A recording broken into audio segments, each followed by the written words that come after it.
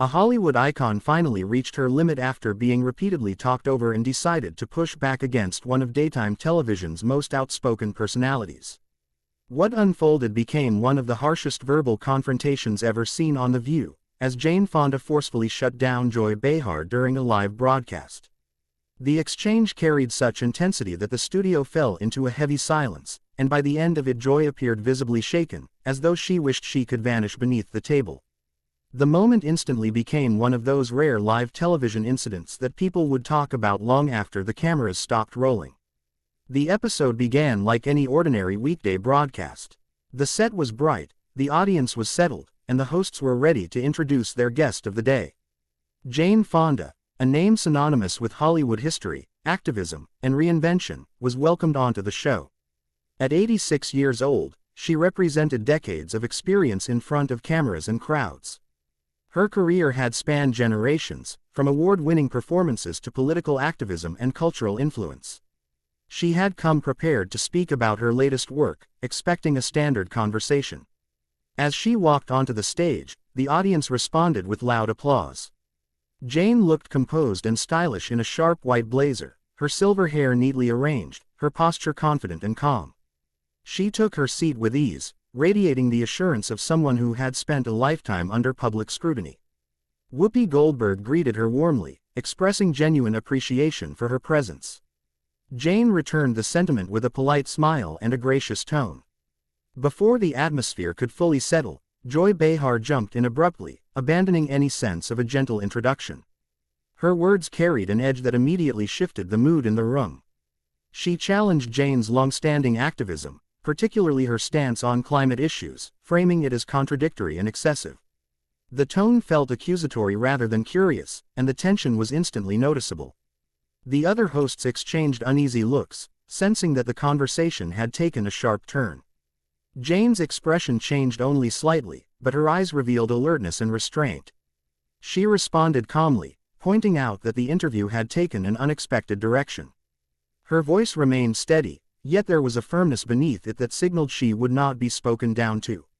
She acknowledged her past openly and explained that she had made conscious changes to her lifestyle over the years, using her visibility to support causes she believed in. Joy pressed on, leaning forward and raising her voice, emphasizing privilege and sacrifice. The remarks sounded more like an attack than a discussion, and the audience began to murmur as the discomfort grew. Jane listened without interrupting, then narrowed her gaze, the familiar intensity of a seasoned performer emerging. She stated clearly that she was unsure of Joy's intention, drawing a line between meaningful conversation and manufactured confrontation. Her words landed with precision, cutting through the noise without raising her volume. Joy appeared caught off guard by the resistance. Her face flushed as she attempted to justify her approach, insisting that she was voicing what viewers supposedly wanted. Before she could continue, Jane interjected, her tone stronger now, calling out the behavior directly. She distinguished between responsible journalism and needless hostility, making it clear that the exchange had crossed into disrespect. The table fell silent. Sunny Hostin looked tense, as though debating whether to step in. Sarah Haynes avoided eye contact, fiddling with her notes. Whoopi Goldberg remained still, watching closely, prepared to intervene if the situation escalated further. The air felt thick, and every word carried weight. Feeling cornered, Joy doubled down, defending the show's reputation for blunt conversations. That remark ignited Jane's patience for good. She straightened in her chair, her presence suddenly commanding in a way that reminded everyone of her decades on screen. Her voice sharpened, each sentence deliberate and unyielding. She criticized the lack of preparation behind the accusations, labeling them careless and sensational rather than substantive. Joy attempted to respond, but Jane continued without pause. She listed specific changes she had made in her life, from downsizing her home to altering her travel habits, as well as her long record of financial support for environmental causes. She pointed out that these facts were easily accessible, yet had been ignored. The audience remained completely silent, absorbed by the moment unfolding in front of them. For the first time, Joy looked genuinely rattled.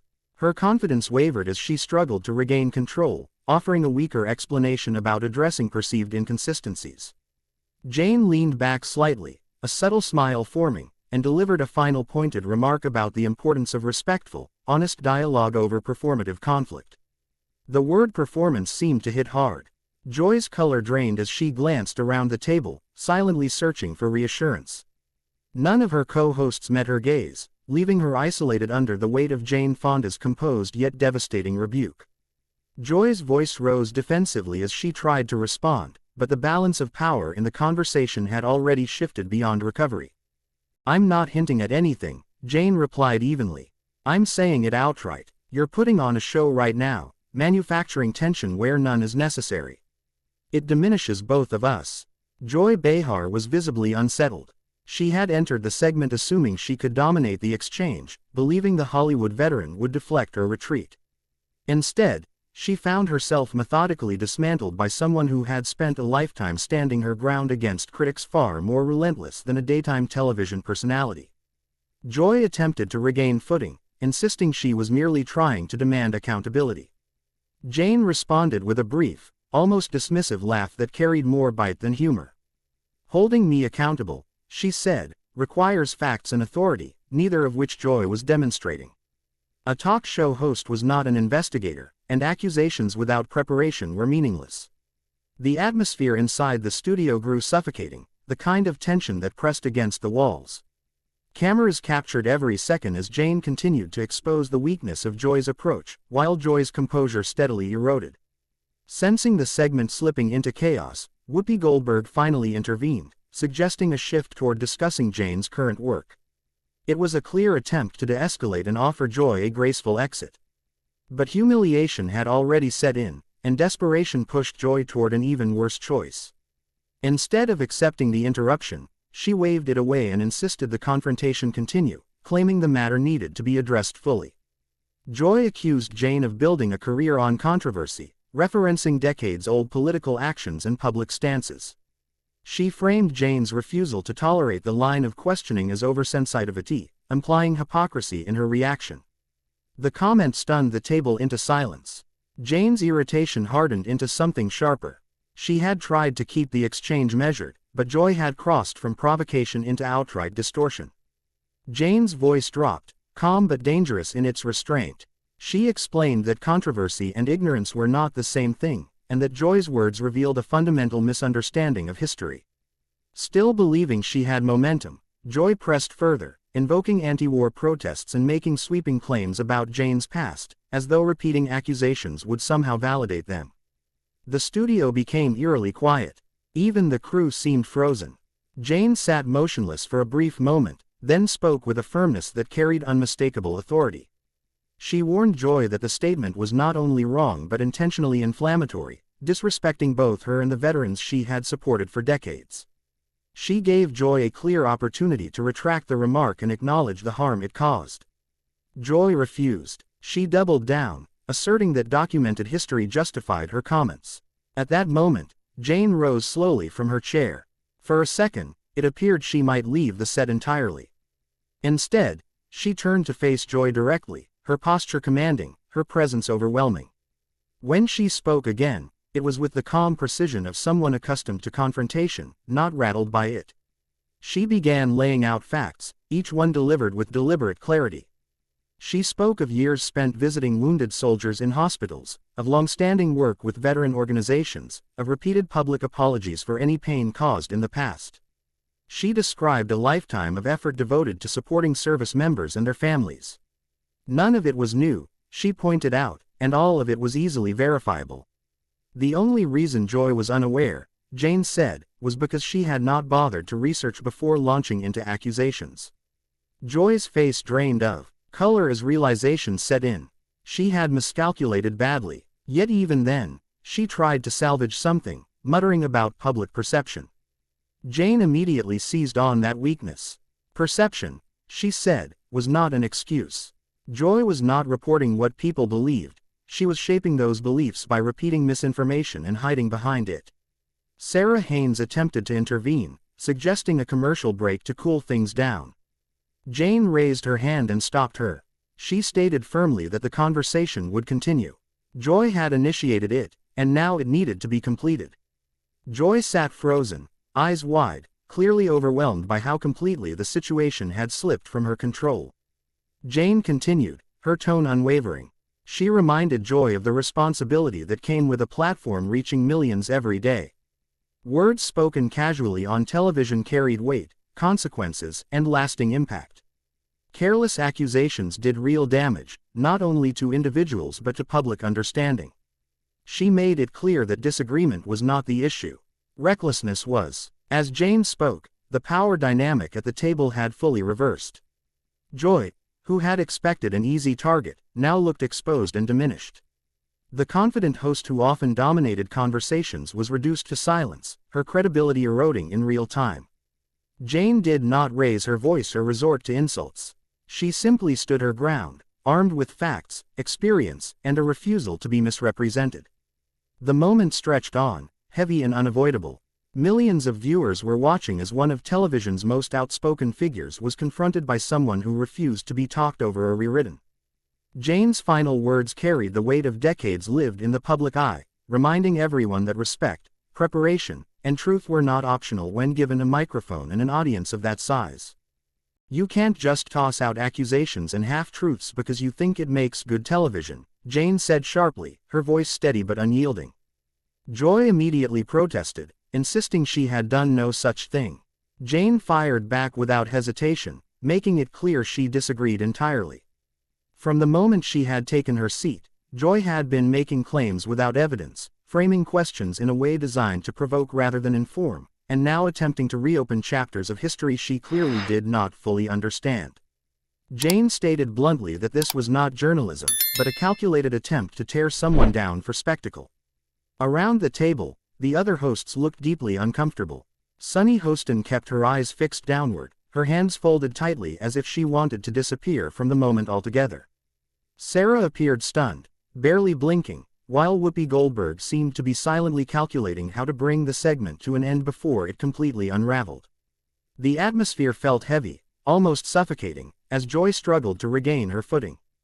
Clearly outmatched and running out of options, Joy made a final, desperate attempt to minimize the situation. She suggested Jane was overreacting and dismissed the confrontation as nothing more than a standard interview. That remark triggered a reaction that erased any remaining restraint Jane had been holding onto. She laughed, not with amusement, but with disbelief, slowly shaking her head as she responded. Jane explained what a normal interview actually looked like. A prepared host researches their guest, asks thoughtful and informed questions, listens carefully, and follows the conversation where it naturally leads. She emphasized that none of those things had happened. Joy tried to defend herself, claiming she had prepared, but Jane cut her off firmly, stating that preparation would have made the truth impossible to miss. Jane listed facts calmly but relentlessly. She spoke about spending the past decade producing and supporting climate-focused documentaries, about being arrested multiple times while protesting environmental destruction, about investing her own money into renewable energy initiatives. These were not hidden details or obscure footnotes, but well-documented parts of her life's work. Instead of addressing any of that substance, Jane said, Joy had chosen to rely on shallow, sensational talking points better suited to tabloids than a national talk show. Joy's mouth opened, then closed again, but no words came out. There was nothing she could say. The silence in the studio confirmed what everyone already knew. Jane was right, and the truth had nowhere to hide.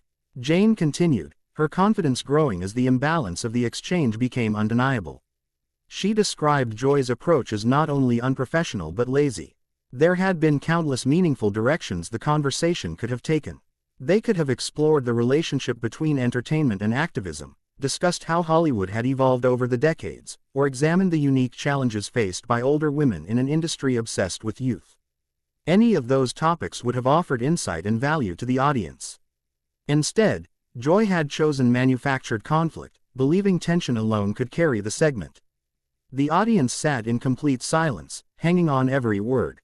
Some viewers nodded subtly, clearly agreeing with Jane's assessment, while others shifted uncomfortably in their seats, aware they were witnessing a public dismantling happening in real time. The energy in the room had shifted entirely, and there was no reversing it. Joy eventually found her voice again, though it emerged weak and uncertain.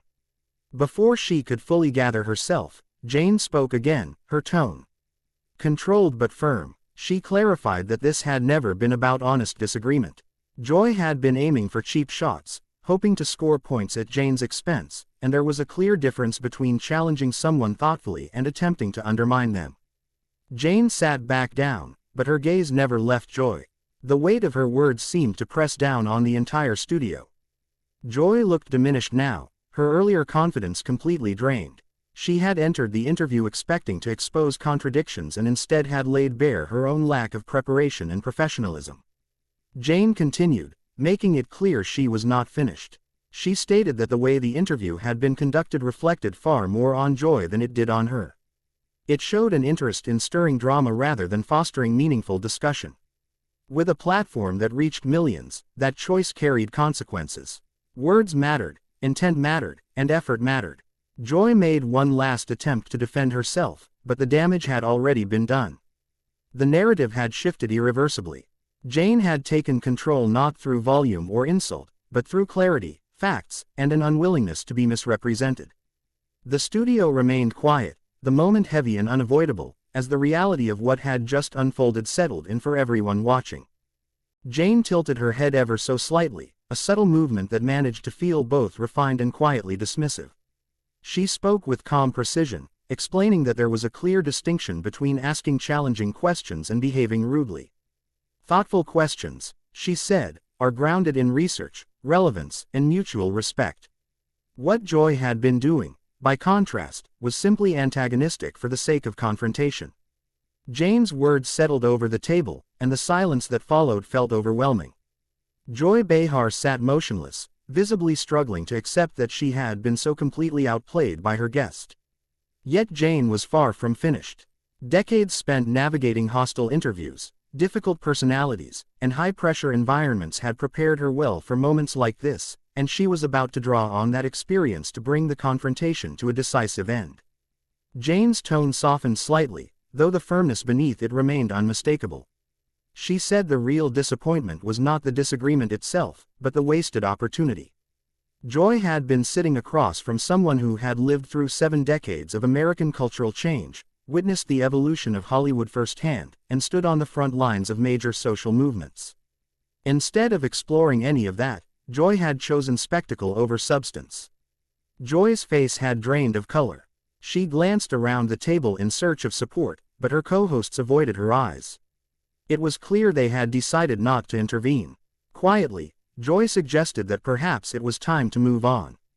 Jane raised an eyebrow, her expression sharpening. Now that accusations had been made and misinformation spread, Joy suddenly wanted to change the subject.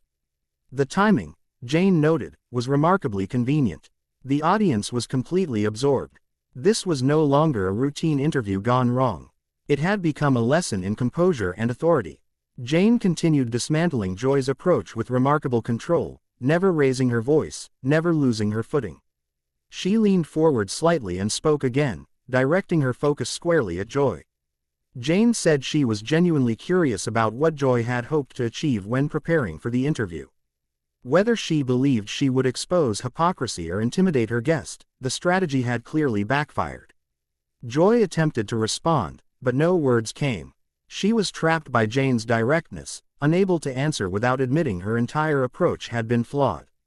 From Jane's perspective, it appeared that Joy had invited her not for a genuine discussion, but to fit her into a pre-written narrative. That, Jane said plainly, was not journalism. It was exploitation. The word seemed to hang in the air, heavy and unavoidable. Joy's hands began to shake as she searched for a response, but Jane gently cut her off and asked her to listen carefully. Jane spoke with the authority of experience, explaining that she had been doing interviews for more than 60 years.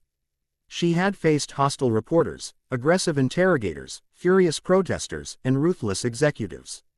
Joy, she said, was none of those things. She was simply a talk show host who believed she could gain attention by being disrespectful to an elderly guest. Jane described that behavior not just as unprofessional, but deeply sad. The audience reacted audibly, the impact of that single word far stronger than any raised voice. Joy looked stunned, as though she had been struck.